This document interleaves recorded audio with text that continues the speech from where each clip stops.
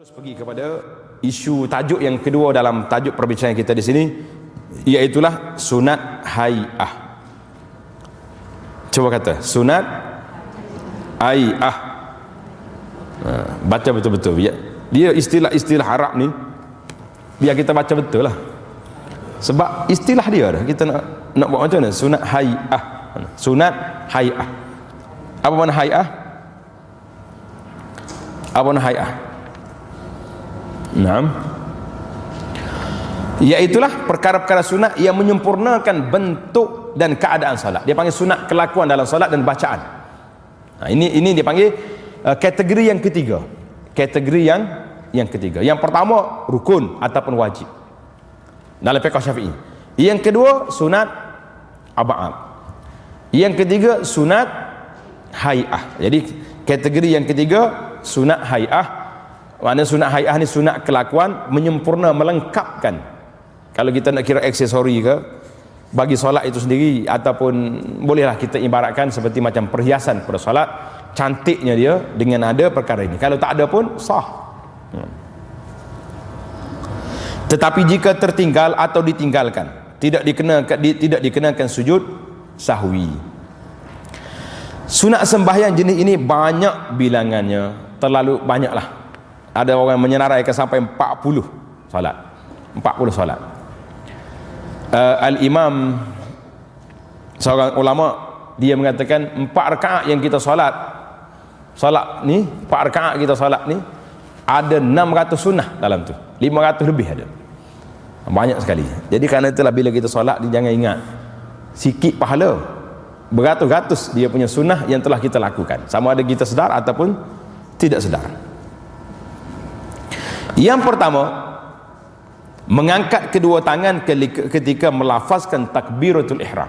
Ingat takbiratul ihram yang kita dah baca baru ni. Yang pertama sekali angkat tangan, Allahu Akbar. Berapa bentuk cara? Lupa dah. 3 cara kan? Angkat dulu baru takbir, Allahu Akbar. Atau takbir dulu, Allahu Akbar, baru naik. Atau serentak, Allahu Akbar. Itu dipanggil sunat hai'ah. Mana dalil? An Abi Humaid As-Sa'idi radhiyallahu anhu qala, ra'aitu an-nabiyya sallallahu alaihi wasallam idza kabbara ja'ala yadayhi hazwa mankibai. Rawahul Bukhari. Hadis yang ke-93 daripada Abu Humaid As-Sa'idi. Abu Humaid As-Sa'idi ni salah seorang rawi yang meriwayatkan sifat salat Nabi. Tanda situ Abu Humaid As-Sa'idi. Seorang lagi Malik Ibnul Huwairis, yang Nabi kita sabda kepada dia, sallu kama ra'aitumuni usalli. Itu kata dia, aku melihat Nabi sallallahu alaihi wasallam apabila ia bertakbir, baginda mengangkat kedua tangannya separas kedua bahunya. Tangan dia sampai bahu. Ni bahu kita kan? Sekat ni. Sekat ni ya. Hadis ni dalam Bukhari. Hadis ini menjadi dalil tentang sunat mengangkat kedua tapak tangan separas kedua bahu dan hujung jarinya separas telinga semasa melafazkan takbiratul ihram dengan menjadikan tapak tangan menghadap kiblat. Ini kena betul ni. Tapak tangan kita ada kiblat. Ini buka tangan. Bahu, tangan duduk di bahu. Allahu Akbar. Jangan duduk gini. Gini orang main karate. Kan? Jadi kita betul gini. Sunat juga mengangkat kedua tangan ketika rukuk, ketika bangkit daripada rukuk, dan juga ketika bangkit daripada tahiyat awal, sebagaimana yang akan diterangkan di tempat masing-masing. Jadi tandalah angkat tangan ni berapa tempat? Ada 4 tempat dalam salat. Takbiratul ihram, lagi rukuk, i'tidal, dan ketika bangkit daripada tasyahud awal. Jadi ada 4 tempat. Sudah kita takbir. Yang kedua, meletakkan tapak tangan atas tangan kanan atas tangan kiri. Nah ni. Hadisnya an Wa'il bin Hujur radhiyallahu anhu annahu ra'a an-nabiy sallallahu alaihi wasallam rafa'a yadayhi hina dakhala fi shalah thumma wada'a yadahu al-yumna 'ala al-yusra. Jadi Wa'il bin Hujur kata, dia melihat Nabi sallallahu alaihi wasallam mengangkat kedua tangannya ketika baginda mulakan salat sambil takbir dengan takbiratul ihram, kemudian ia meletakkan tangan kanannya di atas tangan kiri. Ini naknya Allahu Akbar, tangan kanan letak atas kiri. Ada kata letak sini gini, ada yang pegang sini, pegang di pergelangan tangan. Jangan pegang sini, pegang sini. Ini orang sejuk nama lagi ni. Macam-macam ada pak gitu. Coba tengok ya. Orangnya Allahu Akbar begini. Ni kata tak sejuk masjid ni ikon pun tak ada. Nah, ini pegang sini. Naknya sini. Hadis ni sahih dalam Muslim. Berdasarkan hadis ini dan juga hadis lain, alim ulama menyatakan bahawa sunat mengangkat kedua tangan dan bertakbir dengan takbiratul ihram, sunat meletakkan tangan kanan di atas tangan kiri dengan memegang pergelangan tangan kiri dan meletakkan keduanya di bawah dada. Di sini ada khilaf di kalangan ulama.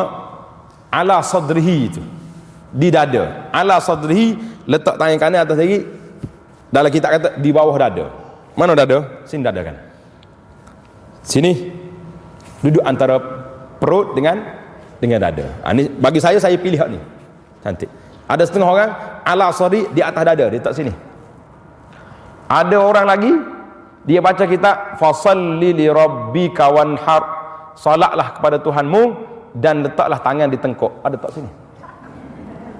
Dalam kitab La Jadid fi Ahkamis Salah, Syekh Bakar Abu Zaid rahimahullah ta'ala, dia kata ada 10 tempat riwayat tempat nak letak tangan. Ada orang letak sini, ada orang letak sini, ada orang letak bawah ni. Kalau tambah mazhab orang Melayu, sini. Ini tak ada lagi kitab ni. Sini ada. Pasal nak jaga hati, takut syaitan mari kacau. Itu semua. Kalau baca lagi tak tasawuf ada. Kenapa letak tangan sini?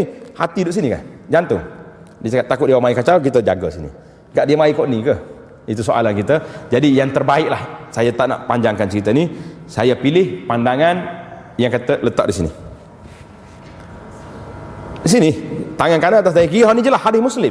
Yang tak jelasnya, di mana ke tempat nak letak tangan? Ada letak sini, ada letak sini, ada letak sini, ada letak sampai bawah pusat. Nah, hadis bawah pusat ni kata Imam Nawawi, hadis ini hadis ni tidak sahih yang letak bawah pusat. Jadi kita ambil yang sederhana, cantik sini. Kalau kita tak sini, banyak benda cantik. Yang pertamanya, tempat kena pada tempat dia. Tangan kita pun tak nampak naik atas, tak nampak turun bawah. Memang dia punya, kalau orang Kelantan kata makan siku ni. Makan siku ni maknanya kalau ukuran tu sama. Cantik. Itu yang saya pilih. Ada orang lain pilih sini, terpulanglah masing-masing. Kalau orang mazhab Maliki, langsung dia tak letak tangan. Sini tak ada belakang, pakai lepas turun. Itu mazhab Maliki. Kalau tengok di Mekah, orang-orang yang mari daripada Maghrib, daripada Morocco, Algeria, itu mazhab Maliki. Tapi kalau mari daripada Iran, Syiah, itu orang Syiah tu, tak letak tangan tu. Ada juga. Ataupun orang-orang Ibadi. Ibadi ni orang yang duduk di negara Oman sekarang. Oman, dia panggil puak-puak Khawarij. Mazhab Ibadi masih wujud dan tangan dia letak bawah. Jadi adalah fiqh-fiqh, tapi fiqh yang ahlus sunnahnya yang tak letak tangan di dada ni, iaitulah mazhab Maliki. Panjanglah perbahasan, cukuplah saya syorkan. Kalau nak terima lah, nak tanya nak tak mana Ustaz, saya kata tak sini. Wallahu a'lam. Tapi pergelangan tangan kanan atas tangan kiri, hadis Muslim sahih tu. Yang masalahnya nak pakai mana, itu jadi masalah. Ada macam-macam lah dalam kitab-kitab sifat salat Nabi itu, perbahasannya panjang, kita pilih yang tu. Yang ketiga, memandang ke tempat sujud. An Anas radhiyallahu anhu qala Rasulullah sallallahu alaihi wasallam, ma balu aqwamin yarfa'una absarahum ila as-sama' fi salatihim. Maksudnya Nabi sallallahu alaihi wasallam bersabda, mengapa setengah orang mengangkat pandangan mereka ke langit semasa mereka berada dalam salat. Jadi hadis ini sahih dalam Bukhari. Memandang ke atas atau menoleh ke kanan dan ke kiri dalam salat adalah dilarang, kerana perbuatan yang demikian bertentangan dengan dasar khusyuk yang menjadi ruh salat. Kalau kita salat duk tengok sana tengok sini, khusyuk tak khusyuk? Ada setengah ni tak biasa, orang tua-tua, minta maaf dah orang tua ni. Kita ni tak tua lagi. Dia suka sangat solat dekat tepi pintu. Tapi kalau orang masuk duk jeli tengok, siapa budak-budak pun takut dia tu. Apa pocik tu tengok orang. Lah, jangan. Hati-hatilah. Lepas pada ni jangan tengok siapa-siapa, kita tengok tempat sujud, tengok tempat kita sujud. Sebab itu pada hujung hari ini ada dinyatakan bahawa baginda menegur dengan sekerah-kerahnya perbuatan yang merosakkan khusyuk itu. Dalam hadis yang lain diterangkan bahawa cara yang sebaik-baiknya adalah memandang ke tempat sujud. Jangan duk tengok sana. Hadis ini menjadi dalil bahawa memandang ke tempat sujud dalam sembahyang adalah dituntut oleh syarak, dan hukumnya sebagaimana yang diterangkan dalam kitab-kitab fiqh ialah sunat. Orang tanya soalan biasa je bila pergi Mekah. Dia dengar orang kata kalau solat di depan Kaabah kena tengok Kaabah. Jadi saya tengok pandangan para ulama, walaupun depan Kaabah kita tetap kena tengok tempat sujud. Kalau tengok Kaabah, berat kita, hilang rakaat. Duk tengok kau orang tawaf, dia ni tak siap lagi berapa kali dah. Jadi jadi masalah bagi kita. Masalah ke tidak? Masalah. Bila kita tengok tempat sujud, selesai banyak masalah. Tak tengok siapa-siapa, tengok tempat sujud kita dan kita bermunajat dengan Allah Azza wa Jalla. Yang keempat, membaca doa iftitah. Baca doa iftitah. Apa dia doa iftitah? An Ali bin Abi Talib radhiyallahu anhu an Rasulullah sallallahu alaihi wasallam annahu kana idza qama ila shalah. Tengok terjemahan dia daripada Ali. Rasulullah sallallahu alaihi wasallam biasanya apabila berdiri hendak mengerjakan salat, dan setelah ia bertakbir dengan takbiratul ihram dengan niat, itu adalah huraian dia tu, maka Nabi kita baca wajjahtu wajhiya lillazi fataras samawati wal ard sampai kepada wa ana hanifan musliman wa ana minal muslimin, Allahumma antal maliku la ilaha illa anta rabbi wa ana abduka, sampai ke akhirnya. Jadi sepatutnya letaklah riwayat-riwayat ni baru kita boleh belajar yang betul kan. Hadis ini dalam Muslim, hadis sahih mana bacaan ni. Banyak lagi hadis-hadis yang menerangkan dengan iftitah dengan lafaz yang berlainan. Jadi saya syorkanlah kepada para jemaah yang nak dapat riwayat-riwayat ini, sebahagian riwayat ini beli baca dalam kitab yang tuan-tuan sudah beli tu. Nama kitab Perisai Muslim. Tu mudah. Dia kata ustaz dah kepin buku dia ya. Dah kalau saya tak kepin, siapa nak kepin? Alim ulama dalam mazhab Syafi'i memilih lafaz doa iftitah seperti berikut: Allahu akbar kabira walhamdulillahi katsira wa subhanallahi bukratan wa asila, wajjahtu wajhiya lillazi fataras samawati wal arda hanifan musliman wa ma ana minal musyrikin, inna salati wa nusuki wa mahyaya wa mamati lillahi rabbil alamin, la syarika lahu wa bidzalika umirtu wa ana minal muslimin. Jadi kita bacalah riwayat-riwayat yang ada tu, boleh kita baca. Dan kalau kita terikat dengan riwayat yang sahih yang mari daripada Nabi sallallahu alaihi wasallam itu lebih kita rasa lebih selesa. Sebab apa lebih selesa? Kerana itulah Nabi kata wasallu kama raaitumuni usalli. Jadi kalau kita ambil yang asli, itulah yang kita rasa lebih tenang, kerana itu yang Nabi kita baca. Banyak riwayat-riwayat yang ada doa iftitah ni banyak sekali. Ada lagi baca Allahumma ba'id baini wa baina khataayaka wajjahtu lillazi fataras samawati wal ard tadi. Allahumma anta rabbi wa ana abduka hadis. Jadi riwayat-riwayat ini boleh kita dapat dalam kitab-kitab. Subhanakallahumma wa bihamdika Allahu akbar kabira walhamdulillahi katsira wa subhanallahi bukratan wa asila. Jadi riwayat-riwayat ini banyak. Jadi saya rasa cukuplah untuk kita belajar lafaz-lafaz yang ada di sini. Tengok muka surat yang seterusnya. Terjemahan tu baca sendirilah. Doa iftitah ini sunat dibaca sesudah takbiratul ihram dalam sembahyang fardu dan juga sembahyang sunat, kecuali sembahyang jenazah. Sembahyang jenazah tak ada. Jangan Allahu akbar wajjahtu wajhiya lillazi fatara. Sebab apa? Sebab Nabi kita nak suruh cepat. Solat jenazah tu nak cepat ke bumi kan. Jadi tak payah panjang. Kita nak yang dalam solat itu berdoa untuk jenazah, untuk mayat, bukan doa untuk kita. Kandungannya ialah memuji Allah Azza wa Jalla dan mengakui kelemahan diri sendiri serta berserah bulat-bulat kepada Allah yang menguasai segala-galanya. Oleh itu doa iftitah ini telah dibaca dengan sepenuh hati dan ikhlas serta dipahami maksudnya. Jadi sebab apa kita nak mula salat? Kalau kita faham maksud wajjahtu wajhiya lillazi fataras samawati wal ard, Waktu kita akad takbir tadi kita baca apa? Allahu Akbar, dengan nama Allah yang Maha Agung. Sekarang ni kita ikrar pula, aku hadap muka aku ni kepada Allah yang mencipta langit dengan bumi.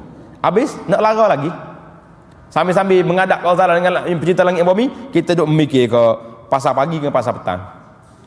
Nah, menasabah tak menasabah? Tak menasabah. Menghadap dengan Tuhan, begitu bercakap dengan orang lain. Nah, ini dipanggil, sepatutnya barulah menimbulkan khusyuk kita dalam beribadat. Nah, kita dah bincang panjang dah hari itu dalam Munatul Musalli, benda apa ni, perkara-perkara khusyuk dalam ibadat. Saya ingat dah dapat dah rakaman. Ambil dah? Belum lagi? InsyaAllah kita akan bawa rakaman nanti insyaAllah. Yang kelima, membaca a'udzubillahi minasyaitonirrajim. Hadis yang 97, kata Abu Sa'id Al-Khudri radhiyallahu anhu, kana Rasulullah sallallahu alaihi wasallam yaqulu ba'da takbir a'udzubillahi minasyaitonirrajim. Sesudah takbir Nabi kita mula baca a'udzubillahi minasyaitonirrajim. Hadis ini riwayat Imam Ahmad. Dalam hadis lain disebut oleh Ibnul Munzir, a'udzubillahi minasyaitonirrajim. Ini ditegaskan dengan Al-Quran, fa iza qara'tal Quran fasta'iz billahi minasyaitonirrajim. Apabila engkau baca Quran, maka hendaklah engkau lebih dahulu meminta perlindungan dengan Allah daripada syaitan yang direjam. Jelas tak jelas hadis ni? Nabi suruh baca a'udzubillah bila?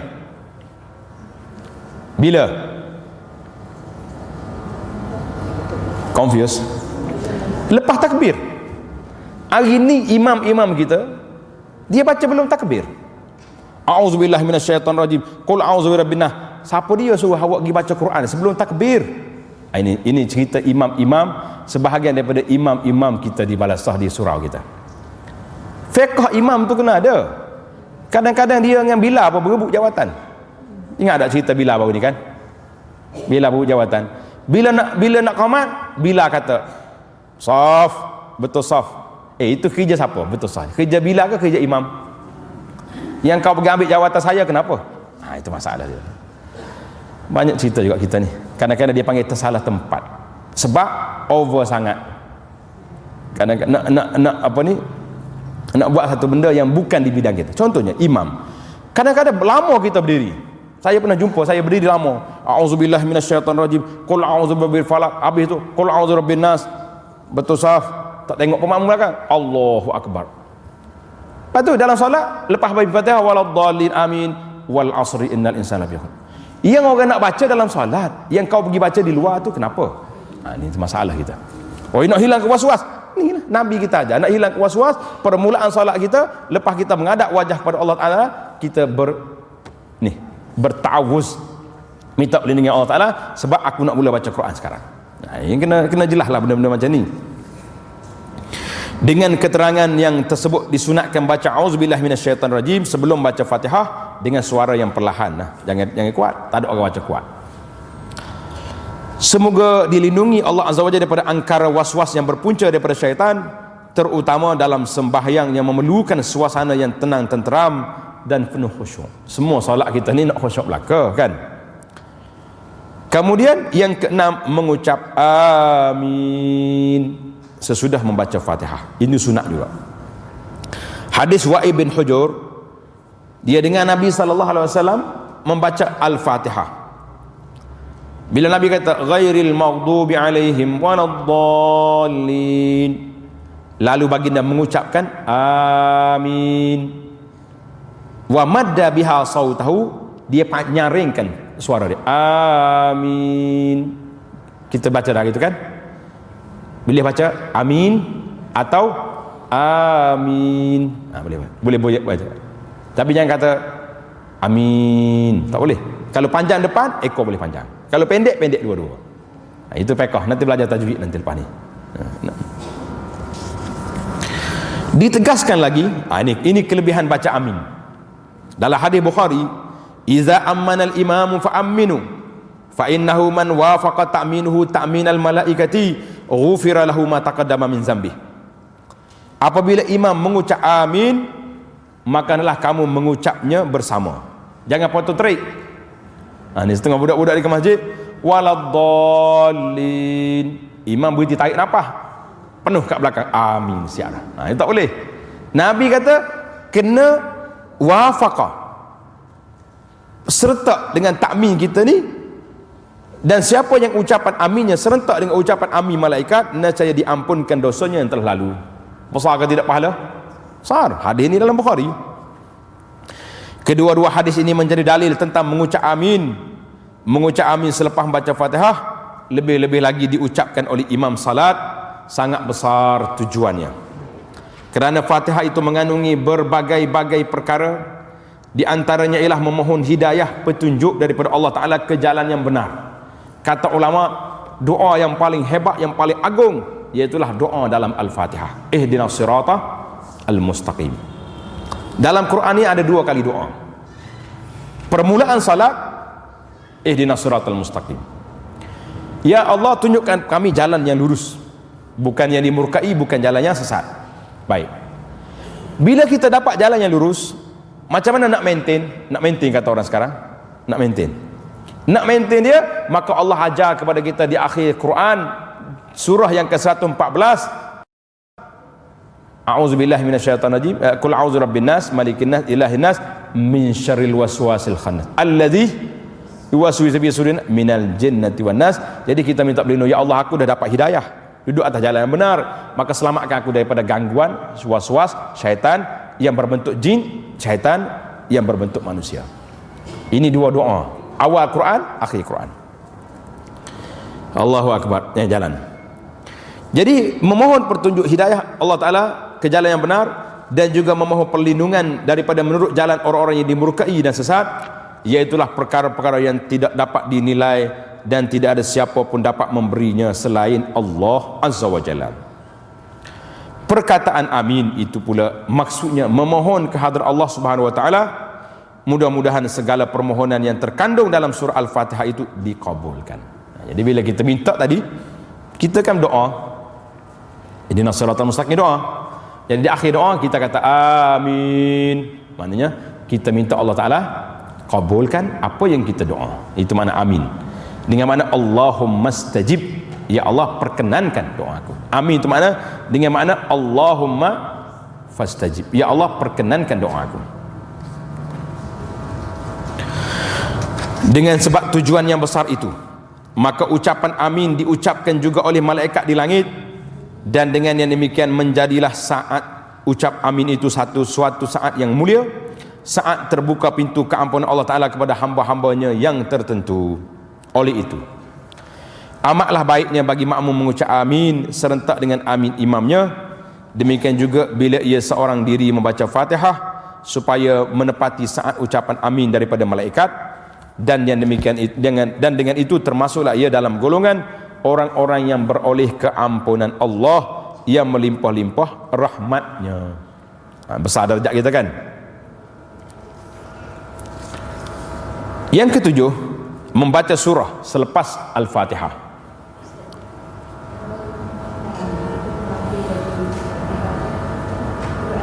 Tak boleh, dia kenapa kita baca Fatihah sekali dengan imam? Di amin ni selepas imam baca Fatihah. Lepas imam Fatihah baru kita baca surah. Jadi tak ada bacaan di situ. Nah. Ya. Itu tak ada bacaan di situ. Kita kena dengar aja imam baca Fatihah. Nah. Baik. Yang ketujuh, membaca surah selepas membaca Fatihah. Hadis yang ke-100.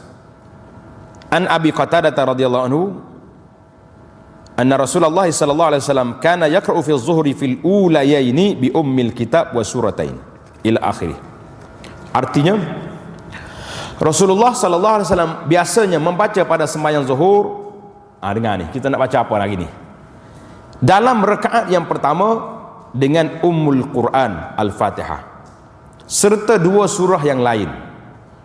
Dua surah. Yang ni surah banyak tak apa, 5-6 surah pun tak ada masalah. Dan membaca dalam dua rakaat yang akhir dengan Ummul Quran Al-Fatihah sahaja. Jadi dua rakaat yang akhir Nabi kata apa?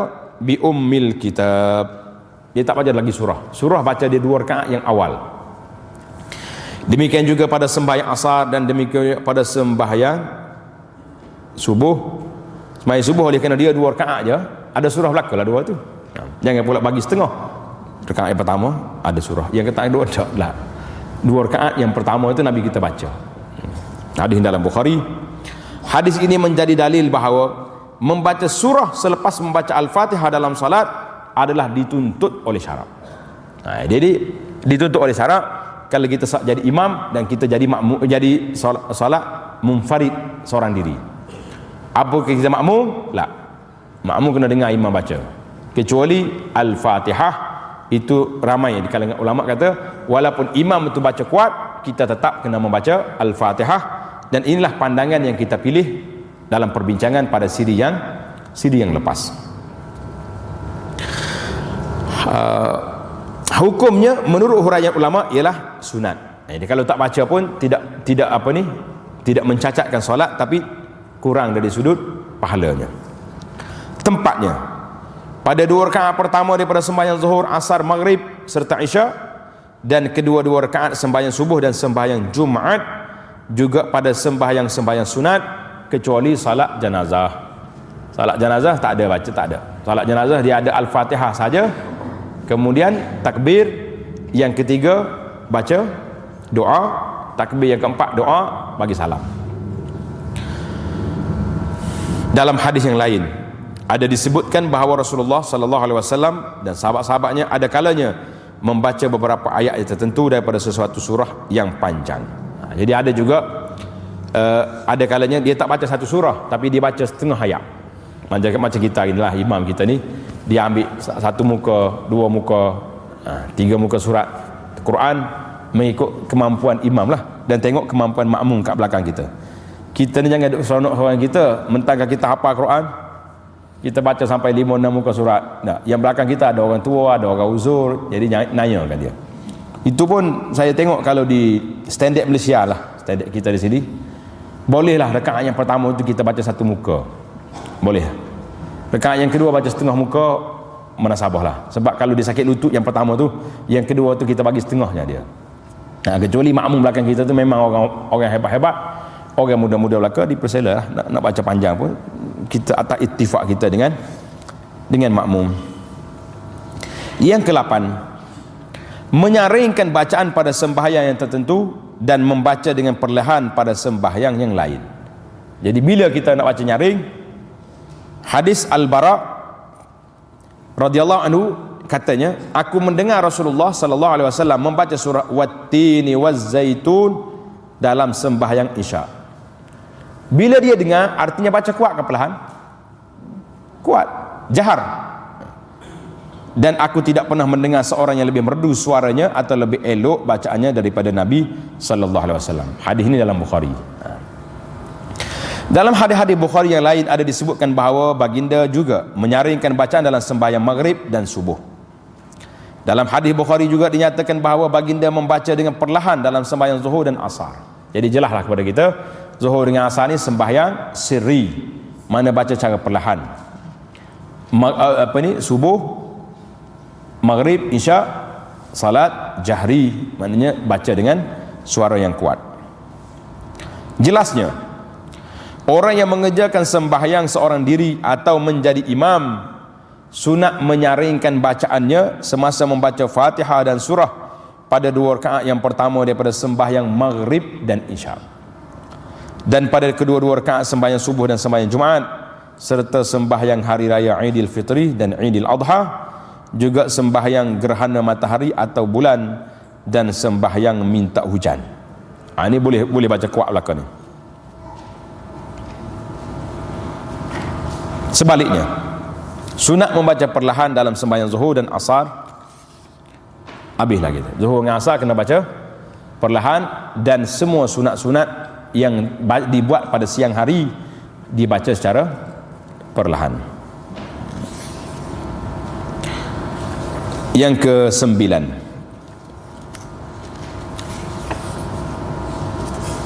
mendengar bacaan imam. Dalilnya ialah firman Allah Ta'ala, wa idza quri'al Qur'an fastami'u lahu wa ansitu la'allakum turhamun. Apabila Al-Quran itu dibacakan, maka dengarlah dia, akan dia serta diamlah. Jadi dengar, diam, dengan sebulat-bulat ingatan untuk mendengarnya, supaya kamu beroleh rahmat. Jadi jangan duduk cakap, jangan duduk baca hal lain lah, dengarnya. Ayat ini umum, maksudnya meliputi keadaan dalam sembahyang dan di luar salat. Tetapi oleh kerana tidak sah sembahyang melainkan dengan membaca Al-Fatihah, maka makmum diwajibkan membaca Fatihah, dan selepas itu ia disunatkan diam mendengar bacaan imam. Ini dijelaskan dalam hadis yang diriwayatkan oleh Bukhari dan lainnya, bahawa Rasulullah sallallahu alaihi wasallam bersabda mengenai kewajipan orang-orang yang menjadi makmum dalam salat. Nabi kata apa? Fala taf'alu illa bi Fatihatil kitab, fa innahu la salata liman lam yaqra'ha. Fa innahu la salata liman lam yaqra'ha. Semasa imam membaca, maka janganlah kamu melakukannya selain daripada membaca Fatihah, kerana tidak sah sembahyang orang-orang yang tidak membacanya. Hadis dalam Bukhari ini. Pasal itulah saya memilih pandangan yang mengatakan makmum kena baca Al-Fatihah. Ada pandangan sebahagian mazhab dalam Islam ini mengatakan salat jahri, salat yang kuat, makmum hanya dengar bacaan imam saja. Tapi hadis ini dalam Bukhari yang mengatakan kita kena baca Al-Fatihah walaupun di belakang imam. Berdasarkan keterangan ini, orang-orang yang menjadi makmum dikehendaki diam mendengar bacaan Fatihah imamnya dalam sembahyang jahriyah. Apa dia jahriyah? Sembahyang yang imam baca nyaring, baca kuat. Kemudian ia sendiri dikehendaki membaca Fatihah. Selepas itu ia dikehendaki diam semula untuk mendengar imam membaca surah. Kita baca Fatihah cepat, lepas tu kita dengar, sambung dengar bacaan imam. Hukumnya ialah sunat. Imam juga dikehendaki diam sebentar selepas ia membaca Fatihah untuk memberi peluang kepada makmum membaca Fatihah masing-masing. Selepas itu barulah imam membaca surah panjang atau pendek menurut pilihannya.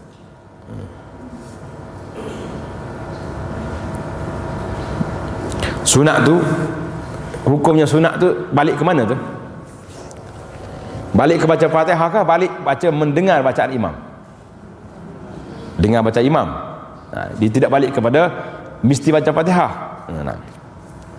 Karena kita dah bincang baca Fatihah tu dalam bab rukun yang lepas.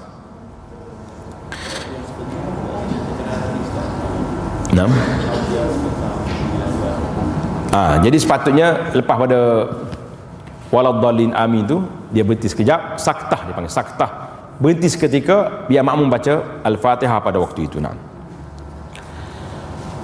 Yang ke-10, mengangkat kedua tangan ketika bertakbir untuk rokok. Mengangkat kedua tangan ketika bertakbir untuk rokok. Tadi kita dah bincang tadi kan, berapa tempat ada? 4 tempat. Ani bin Umar radhiyallahu anhuma anna Rasulullah sallallahu alaihi wasallam kana yarfa'u yadayhi hazwa mankibaihi idza kabbara liruku'. Rasulullah sallallahu alaihi wasallam mengangkat kedua tangannya separas kedua bahunya apabila ia bertakbir untuk rukuk. Hadis ini dalam Bukhari dan Muslim. Hadis ini menjadi dalil bahawa mengangkat kedua tangan sambil bertakbir semasa hendak rukuk adalah dituntut oleh syarak. Menurut huraian ulama, hukumnya adalah sunat. Disunatkan juga mengangkat kedua tangan ketika bangkit daripada rukuk sambil membaca Sami Allahu liman hamidah. Dan ketika bangkit daripada tahiyat awal sambil bertakbir, caranya mengangkat kedua tangan separas bahu, tapaknya menghadap kiblat dan hujung jarinya separas hujung kedua telinga. Ini dijelaskan dalam hadis Malik ibn al-Huwairis. Siapa dia Malik ini? Salah seorang rawi hadis, wasallu kama ra'aitumuni usalli. Yang Nabi kata sallu kama ra'aitumuni usalli, itu Nabi kata kepada siapa? Kepada Malik ibnu al-Huwairis. Malik ibnu al-Huwairis. Kana Rasulullah sallallahu alaihi wasallam idza kabbara rafa'a yadayhi hatta yuhaziya bihima uzunai. Apabila Rasulullah sallallahu alaihi wasallam bertakbir, baginda mengangkat kedua tangannya sehingga menjadikannya separas kedua telinga. Jadi saya dah sebut dah hadis ini dalam Bukhari juga dan Muslim. Kita dah sebut beberapa riwayat yang menyebut tentang 3 tempat angkat tangan sama dengan bau gini, telinga bawah, yang paling tingginya telinga atas. Allahu Akbar, itu paling tinggi, jangan lebih daripada itu. Ada pun orang angkat tangan sampai begini itu, itu tak ada riwayat. Itu dia panggil riwayat apa tu, orang yang mengaku kalah gini kan, angkat tangan dua. Nah, itu tak boleh. Yang ke-11, takbir intiqalat. Takbir intiqalat apa mana?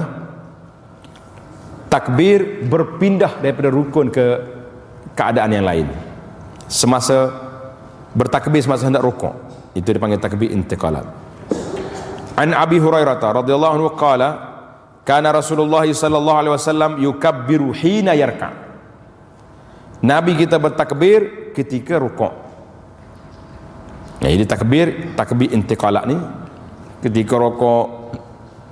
Hadis ini menjadi dalil bahawa bertakbir ketika hendak rukuk adalah dituntut oleh syarak. Hukumnya adalah sunat. Cara menyebutnya Allahu Akbar, disertakan dengan mengangkat kedua tangan separas kedua telinga lalu rukuk. Jadi kita kena angkat tangan juga, macam kita takbiratul ihram juga. Takbir ini dinamakan takbir intiqalat. Takbir apa? Intiqalat, yakni takbir untuk berpindah-pindah daripada satu rukun kepada rukun yang lain, yang disunatkan bertakbir semasa hendak melakukannya. Maksudnya dipanggil intiqalat, takbir berpindah daripada rukun, iaitu rukuk. Nah, tengok tanda ni. Kalau orang tanya takbir intiqalat daripada rukun ni apa benda? Rukuk, sujud, mengangkat kepala daripada sujud yang pertama, sujud yang kedua, dan bangkit daripada sujud yang kedua. Itu dia panggil takbir intiqalat. Tujuan bertakbir ini ialah untuk menghidupkan rasa kesedaran terhadap kebesaran dan keagungan Allah Azza wa Jalla, sebagaimana tujuan atau hikmah mengangkat kedua tangan semasa bertakbir ialah juga untuk memuliakan dan melahirkan sepenuh-penuh penghormatan kepada Allah Azza wa Jalla yang maha besar kekuasaannya dan amat melimpah nikmatnya, dan juga untuk menurut sunnah junjungan kita Nabi Muhammad sallallahu alaihi wasallam.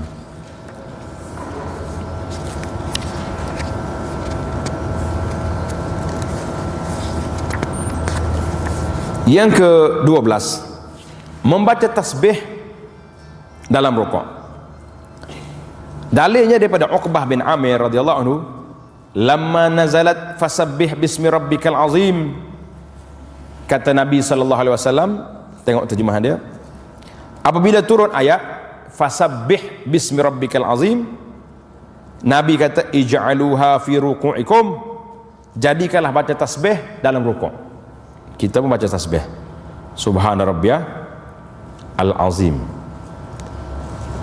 Kemudian tatkala turun ayat sabbihisma rabbikal a'la,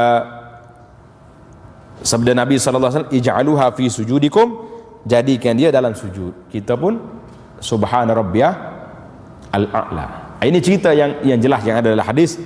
Hadis ini riwayat oleh Imam Abu Daud. Kita dah cerita dah kan dalam siri-siri yang lepas. Ada pun cerita semaya zuhur tu kerana Nabi tu, kerana Nabi itu cerita tak ada dalam sanad yang jelas lah. Tak ada sanad yang boleh dipegangi. Lapak tasbih yang tersebut diterangkan dalam hadis yang berikut, iaitu hadis Huzaifah radhiyallahu anhu. Nabi sallallahu alaihi wasallam kata dalam rukuk dia subhana rabbiyal azim, wa fi sujudi, dalam sujud dia subhana rabbiyal a'la. Itu sakat tu je riwayat yang ada, subhana rabbiyal azim, subhana rabbiyal a'la. Itu riwayat yang jelas dari sudut sanadnya. Hadis ini hasan sahih. Hadis ini menjadi dalil bahawa tasbih yang tersebut dalam rukuk dan sujud adalah dituntut oleh syarak. Hukumnya adalah sunat.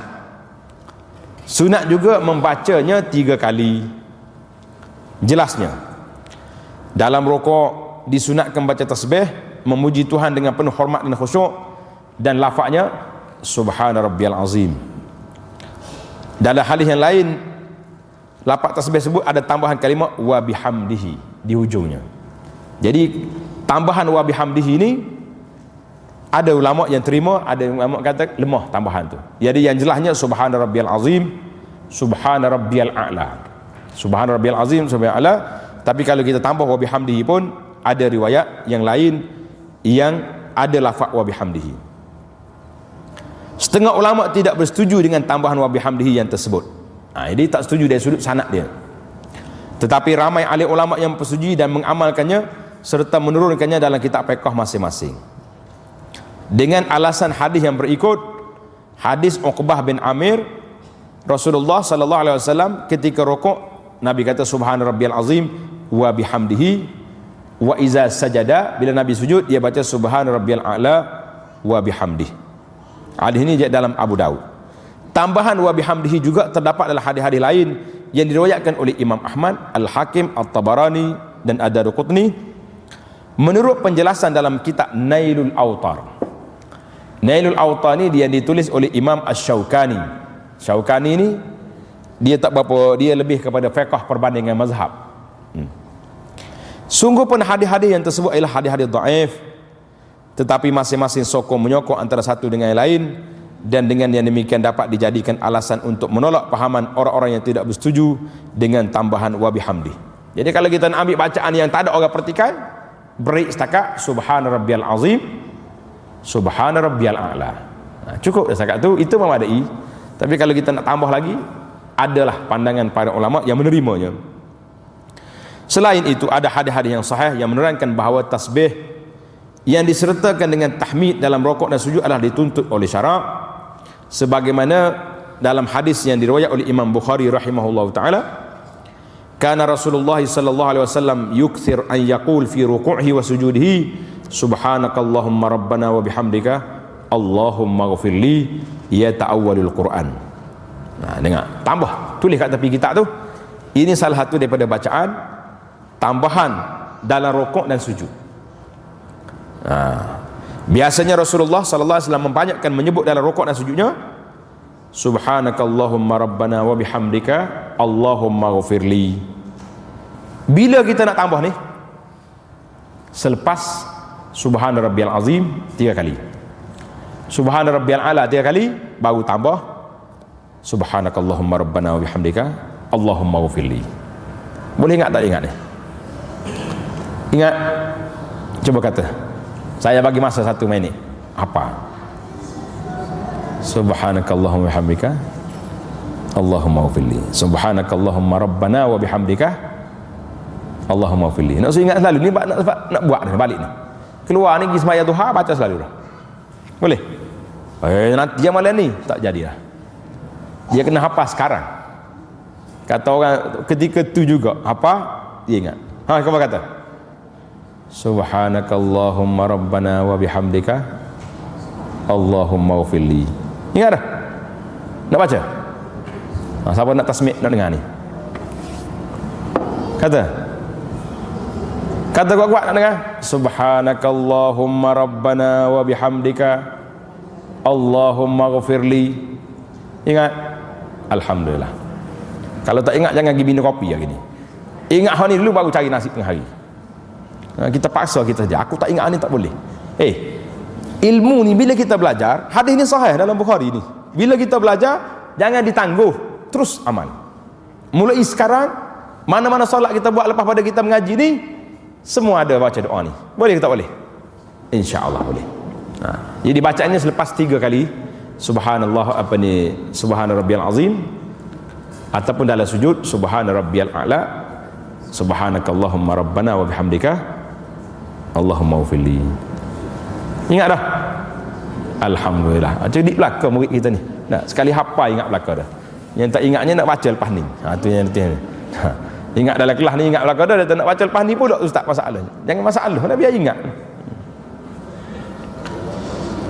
Menurut apa yang disebut dalam suratul Nasri, iza ja'a nasrullahi wal fath, sebagaimana yang diterangkan dalam hadis yang berikut, an Aisyah radhiyallahu anha qalat ma sallan nabiy sallallahu alaihi wasallam salatan ba'da an nazalat iza ja'a nasrullahi wal fath illa yaqulu fiha.